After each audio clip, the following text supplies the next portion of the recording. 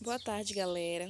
A gente novamente dará continuidade ao assunto que a gente está trabalhando no livro didático, tá? No livro de geografia. Então, hoje a temática é sobre culturas afro-brasileiras. Vocês podem estar acompanhando o livro e assistem o vídeo até o final, viu, galerinha? Que é muito importante. Olha aí, culturas afro-brasileiras. As origens e o desenvolvimento das culturas afro-brasileiras estão intimamente associados ao regime escravocrata que imperou no Brasil durante mais de 3 séculos. Isso aqui é importante frisar aqui, porque está dizendo que a origem e o desenvolvimento dessa cultura afro-brasileira no Brasil está associado o quê? Está associado ao regime escravocrata, a questão da escravidão no Brasil, tá? Pelos povos negros. Então, o desenvolvimento dessa cultura que a gente tem hoje, marcada aqui no nosso país, que é a cultura afro, ela foi desenvolvida e iniciada por esses povos, principalmente por povo que, por povo que era escravo, né? Olha aí, o tráfico negreiro, que também é muito importante. O que era o tráfico negreiro? Era o tráfico de escravos africanos para prover de mão de obra a colônia portuguesa na América. Iniciou-se em 1532, quando chegaram os primeiros cativos da África, e estendeu-se até 1850. Nesse período, calcula-se que entre 3,5 a 4 milhões de africanos escravizados entraram no Brasil. Gente, esse período dessa vinda, né, desses escravos da África, de outros lugares, eles vieram com a intenção do quê?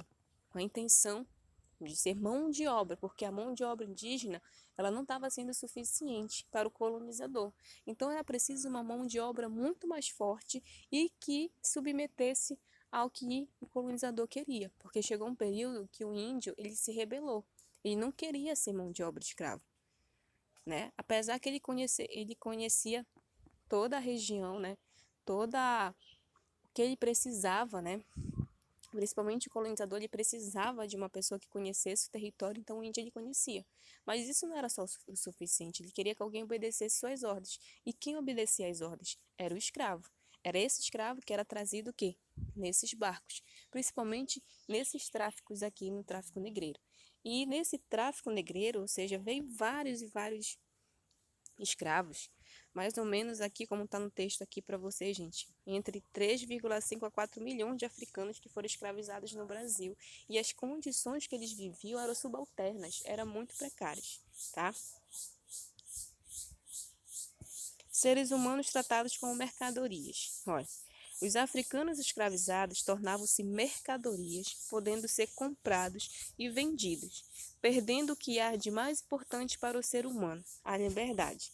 Desse modo, além de se afastarem de suas referências culturais nativas, os africanos perdiam o controle sobre a própria vida, sendo prioridade de quem os comprava. Gente, olha isso aqui que é muito importante frisar para vocês, tá? Os escravos, eles eram o quê? Mercadorias.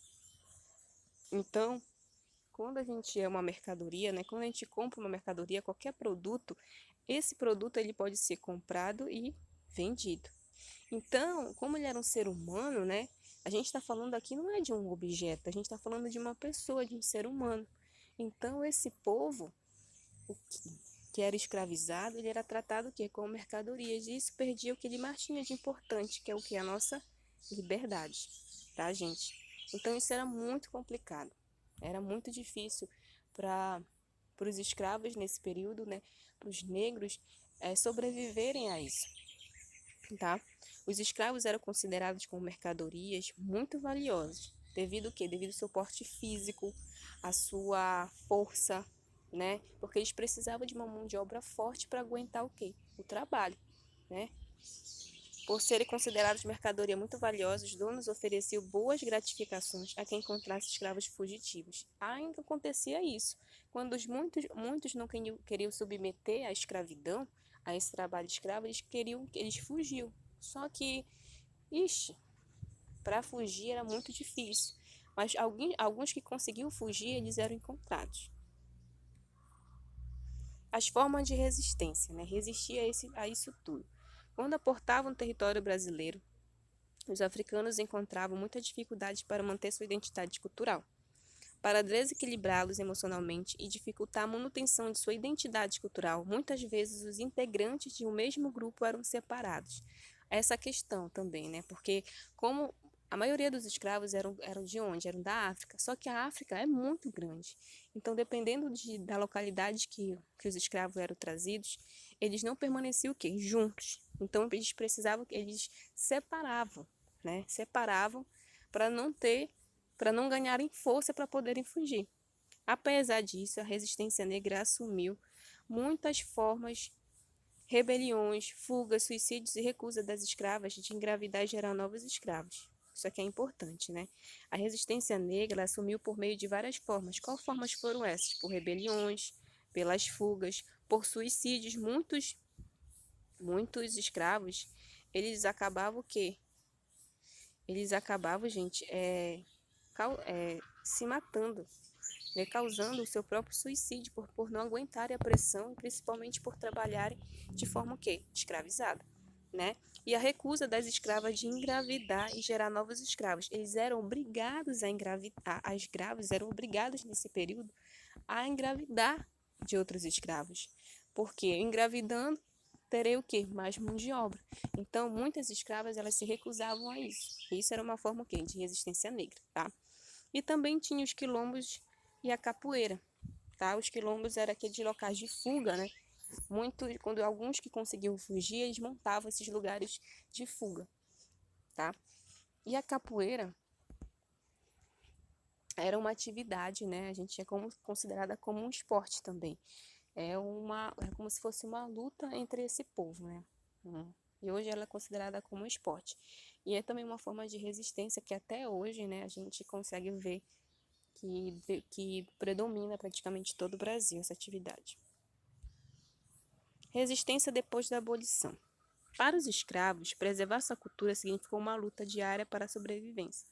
Embora ameaçados pelo cativeiro, proibidos de praticar os seus ritos, vítimas de violência e de separação física entre pessoas do mesmo grupo familiar, eles continuaram lutando pela manutenção de seus valores culturais, em alguns momentos até reelaborando esses valores para não deixá-los perdidos para sempre. Essa questão era muito importante, gente, essa questão de quê? De resistência. Vocês viram no slide agora, anterior, as formas de resistência que eles fizeram, né?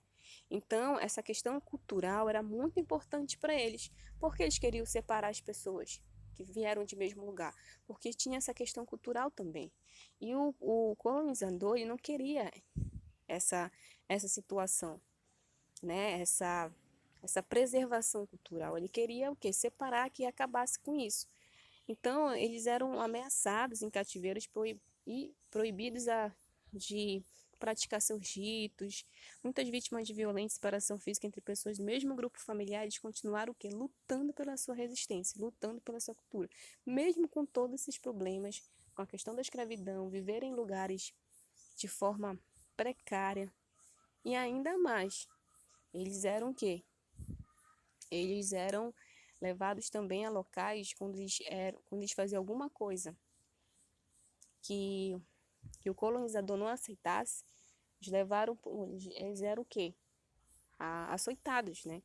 Então, isso era muito difícil, gente. Muito, muito, muito. Então, eles faziam de várias formas para resistir a isso tudo. E aqui a gente tem o fim da escravidão, né? Que veio por 3 vias, né? Tem a Lei Áurea, acredito que vocês já devem ter estudado um pouquinho sobre isso lá no Fundamental 1, né? Tem a Lei Eusébio de Queiroz e tem o mito das três raças. Então, a Lei Áurea, gente, ela foi sancionada pela princesa Isabel, né? No dia 13 de maio de 88, a lei, ela concedia o quê? Ela concedeu a liberdade total dos escravos que ainda existiam no Brasil, tá? Então, a partir do dia 13 de maio, foi sancionada pela princesa Isabel a Lei Áurea, né? Então, os escravos que ainda existiam até esse período aí, todos foram libertos. A Lei Eusébio de Queiroz, ela foi uma lei, número 581, que estabeleceu medidas para repressão do tráfico africano no Império. Ou seja, ela conseguiu o quê? Não repreender essa questão do tráfico, né? Impedir a vinda desses navios para cá para o Brasil. E o mito das três raças, gente, é referente, né? Afirma que a cultura e a sociedade, elas foram construídas através de influências culturais a partir de três raças. E que são três raças essas? A europeia, que é no caso a portuguesa, a africana e a indígena. Então, hoje, né, a nossa influência cultural está envolvida nessas três raças, que é a europeia, especialmente a portuguesa, a africana e a indígena, tá? E a gente tem uma atividade aí na página 53 para vocês responderem no caderno a questão 1 e 2, tá? Qualquer dúvida, eu estarei aqui para responder a vocês, tá? A tia vai estar esperando a atividade aqui. E obrigada, galerinha.